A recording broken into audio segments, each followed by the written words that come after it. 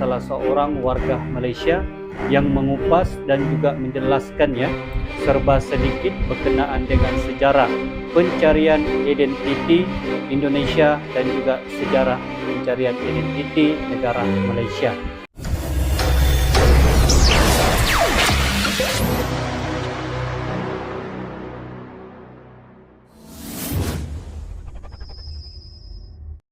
Halo guys, welcome back to my YouTube channel. Assalamualaikum, salam sejahtera dan salam Nusantara semuanya. Oke guys, kali ini saya akan mereaksi satu lagi video berkenaan dengan pencarian identiti di antara negara Indonesia dan juga di antara negara Malaysia. Kali ini kita akan melihat sebab pencarian identiti Malaysia dan juga negara Indonesia itu berbeda. Salah seorang warga Malaysia yang mengupas dan juga menjelaskan ya serba sedikit berkenaan dengan sejarah pencarian identiti Indonesia dan juga sejarah pencarian identiti negara Malaysia.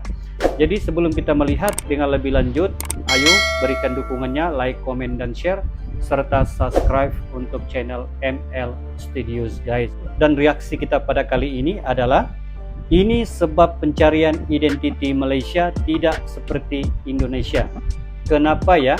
Mungkin kali ini kita akan melihat bagaimana penjelasan ini dapat membantu serba sedikit knowledge dan juga pengetahuan kita berkenaan ya sejarah ketika kemerdekaan Republik Negara Indonesia dan juga negara Malaysia ya. Oke guys, janganlah kita berlama-lama. Ayo kita sama-sama lihat dan semak video ini dengan hitungan 1, 2, dan 3 guys.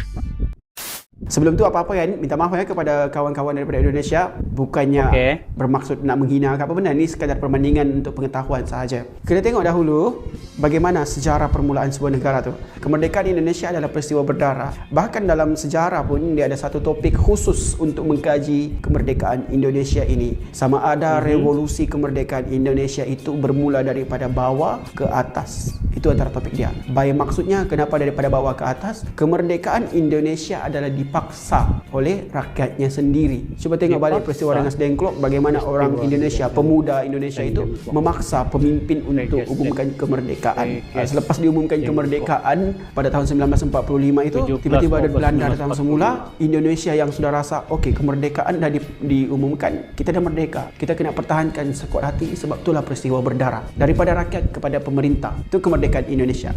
Kalau untuk Malaysia, lain ceritanya. Kemerdekaan Malaysia daripada pemerintah kepada rakyat. Cerita dia dekat Malaysia. Sebab perperangan agresi Belanda itu sehebat mungkin, perjuangan berdarah, dan gara-gara ramainya rakyat yang mati dalam perjuangan kemerdekaan Indonesia tu, sedikit sebanyak dia bagi efek kepada perjuangan kemerdekaan dekat Malaysia. Kita tak nak negara kita macam Indonesia. Negara kita dah cukup musnah di bawah Jepun, di bawah bintang 3. So, perjuangan secara rundingan. By means, apabila perjuangan secara rundingan ini yang mencorakkan pemikiran Malaysia pada hari ini soal jati diri, kalau macam Indonesia dia memang rigid tau, rigid, strict dengan Bhinneka Tunggal Ika mereka. Tapi kalau macam Malaysia, dalam perlembagaan sendiri pun yang banyak mengadaptasi rundingan antara kaum ataupun kontrak sosial, lepas tu dengan kompromi hak istimewa semua itu ini. Benda itu sebenarnya mencorakkan pemikiran.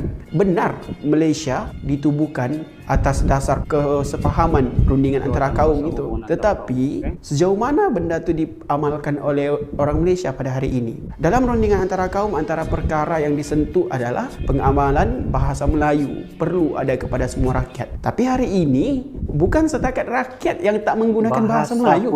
Bukan setakat rakyat. Okey. So, lebih runcing lagi, tengok balik kenapa Malaysia ni jadi macam hari ini. Kenapa rundingan antara kaum itu semakin tersisi? Pemisahan Singapura. Sebab kemasukan Singapura dia bagi impak yang sangat besar kepada aspirasi pembentukan negara Malaysia itu. By means rundingan antara kaum dan juga konsep Malaysia. Itu antara inti dalam pemisahan Singapura. Daripada pemisahan Singapura itu dia lanjut pula kepada rusuhan kaum 1969. Daripada rusuhan kaum itu kewujudan Mageran, rukun negara. Faham tak? Identiti pencarian jati diri Malaysia itu tersisi jauh gara-gara peristiwa-peristiwa seperti ini. Kalau nak faham perbezaannya, sejarah yang membentuk dua-dua bangsa ini. melalui rundingan, melalui perperangan. Undang-undang negara pun memainkan peranan lah. Undang-undang negara macam Malaysia, kita pernah ada ASA, dan benda tu kita akan cerita lah kemudian kot. Okey.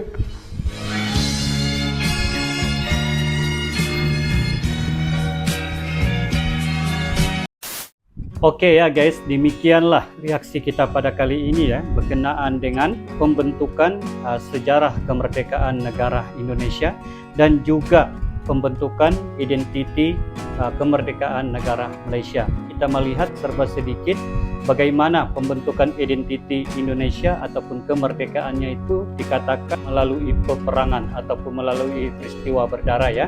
Dan manakala di Malaysia pula kita melihat kemerdekaannya itu diperolehi melalui rundingan ya, di antara pemerintah negara Malaysia dan juga di antara pemerintah negara British pada ketika itu ya guys.